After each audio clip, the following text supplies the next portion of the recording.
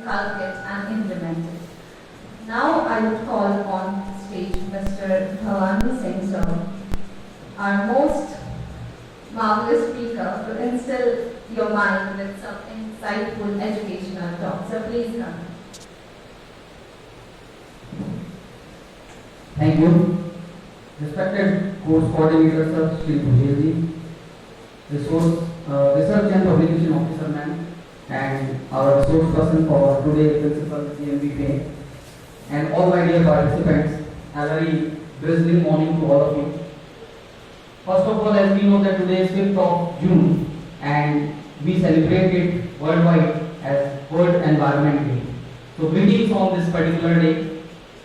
As we know, the journey of World Environment Day started in 1972 because we all have, the entire humanity has only one planet to live, and that is this planet Earth, and it is our moral responsibility to pass on this particular place as a safe haven for our coming generations.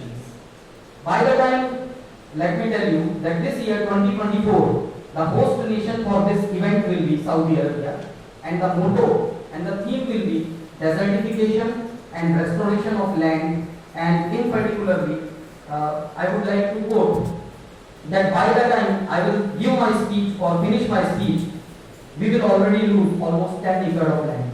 Because according to the research, every 3 seconds we are losing the forest area equivalent to a football ground.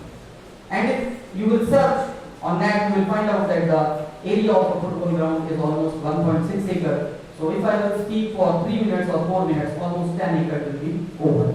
So it is a really very question to be pondered about. The next thing is that what can we do? It's a big issue. So let me tell you students, my dear participants, that there is a term in psychology that is called butterfly effect.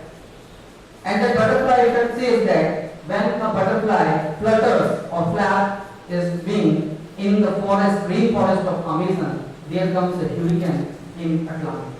It indicates that every small effort, every small nudge has a great effect somewhere. So today, whatever little we are going to do or we will do, certainly it will impact the society. But we all are living in 21st century, and according to His Holiness Dalai Lama, we are living in the age of paradoxes. And there is a beautiful poem. Please go and search and read that poem. It says that we are living in a generation where we are interested in fast food but have slow digestion. We have tall man but short character. We have reached moon, but it is very difficult for us to cross the road and knock the door of a neighbor. We have plenty of windows, but don't have the courage to go at somebody else's door.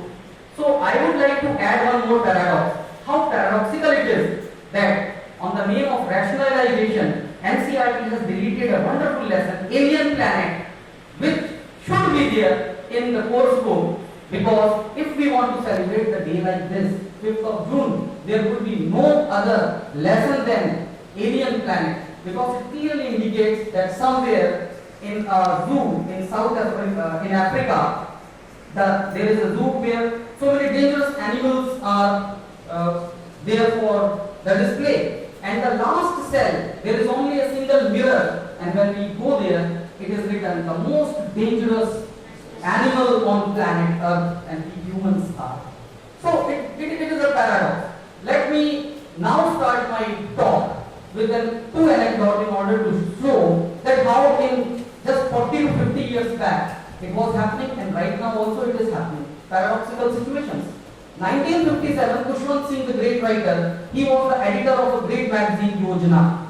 Even a student who wanted to be a UPSC aspirant today has to read this Yojana magazine. At that time, it was in its, initial years. So, government asked people to send the data in order to see that how many saplings were planted. And as usual, one school planted 10. When the news came in office, they say no, it is a bit less. So they doubled it to 20.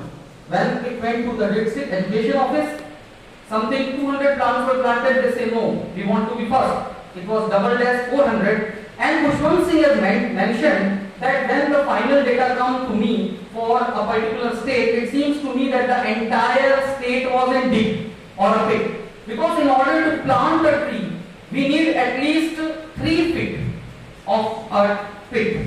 And if we will calculate those plants that those were planted over there, there wasn't that much amount of land in that particular scale. So you just try to find out. Now let us relate it with the present generation, Gen X. I would call it the thumb generation. Always quite busy on their mobiles and on social media. So what I wanted to tell you is that we plant more trees on social media than we plant in real life.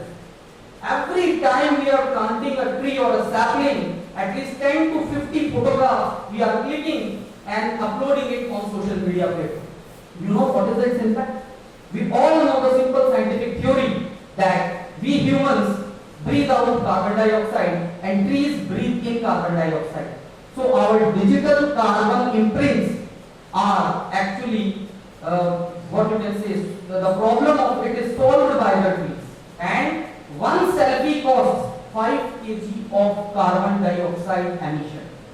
You just see. So if 10 clicks somebody has taken and he has uploaded between 50 kilograms of carbon dioxide, the sapling will take a lot of time to be a tree in order to just absorb the carbon dioxide. By that time, what will happen, we all are well aware. Second thing I want to tell you, this 21st century has given us a wonderful tool to connect, that is Zoom or video calling. You know, if we video call for 1 hour with our camera open, what will happen? What will be its impact? Its impact will be 43 kilograms of carbon dioxide. You just imagine a scenario. It was a research done by American Institute, and they say that there was a meeting going on in order to mitigate the problem of what you can say carbon emission and all that, and that was in the form of a Zoom. 5 hours the meeting continued, and it emitted almost 213 kilograms of carbon dioxide. That is why Lord Kabir long back said कि कथनी मीठी खान सी और करनी विष की लोई और कथनी तर तजनी करे तो विष भी अमृत हो. Action speaks louder than our words. This should be our motto. Recently, France has just issued one circular in which it has given its countrymen one right, that is right to repair. What is this right to repair? Because on this World Environment Day, we must talk about e-junk. Right to repair, it is mandatory for every French person to use his mobile minimum for 3 years and his electronic items minimum for 5 years. Otherwise, if we will keep on changing with every advanced new version of any electronic item, it will be reflected or be in form of a e-junk sort of thing. So these are the things we will have to inculcate and incorporate in our daily day-to-day life. Then only we can say. But let me tell you one another mantra: don't plant. Already in some states we have plenty of plants. The only thing is that save plants, because that is also equal to planting trees. Every grain not wasted is equal to every grain cultivated. Every penny saved is every penny earned. So let me tell you, I am from Rajasthan and the topic is desertification. So there is, in 1730, there was a lady, Amrita Devi, and she was very much fond of hugging the trees. And the Chipko movement, it was inspired from this story of 1730, when Sundarlal Bhuguna in 1973 replicated that particular tree. And we have a tree called Khejuri. It is our state tree. And the king Abhay Singh of Jodhpur, he came in order to cut down the trees to build his castle or a palace.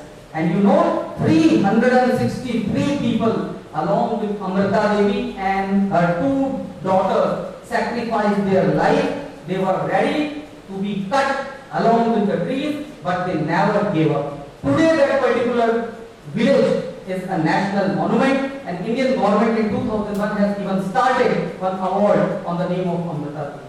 So dear participants, I have simply told you that it is the time, if we will curtail our talking hour on phone, particularly on video phone, and if we will curtail posting more pictures, it will be the real tribute, and that will be the real way we can just celebrate this Earth Day or World Environment Day. Thank you for lending me yours. Have a nice day.